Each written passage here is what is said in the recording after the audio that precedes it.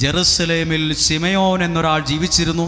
അവൻ നീതിമാനും ദൈവഭക്തനും ഇസ്രായേലിന്റെ ആശ്വാസം പ്രതീക്ഷിച്ചവനുമായിരുന്നു. അടുത്തത്, പരിശുദ്ധാത്മാവ് അവന്റെ മേലുണ്ടായിരുന്നു. ഒരു വാക്ക് മറക്കല്ലേ, പരിശുദ്ധാത്മാവ് അവന്റെ മേലുണ്ടായിരുന്നു. പരിശുദ്ധാത്മാവുള്ളവർക്കൊരു പ്രത്യേകതയുണ്ട്, ഭയങ്കര പ്രത്യാശയായിരിക്കും. ഹല്ലേലൂയ. പരിശുദ്ധാത്മാവില്ലാത്ത വ്യക്തി എല്ലാത്തിനും നെഗറ്റീവ്, നിരാശ, ഒന്നും ശരിയാവൂല, ഒന്നും നടക്കൂല, നീ അതിന് പോകണ്ട, നീ പോയിട്ട് നിനക്ക് എന്നാ കിട്ടാനാ. പരിശുദ്ധാത്മാവുള്ള വ്യക്തി പ്രതീക്ഷയുള്ളവനായിരിക്കും. പരിശുദ്ധാത്മാവ് ഉണ്ടായിരുന്നു. പരിശുദ്ധാത്മാവിന്റെ പ്രേരണയാൽ അവൻ ദേവാലയത്തിലേക്ക് വന്നു. അവൻ മാർക്കറ്റിലേക്ക് പോയെന്നല്ല, ദൈവീകമായ പ്രേരണയാൽ അവൻ ദേവാലയത്തിൽ വന്നു.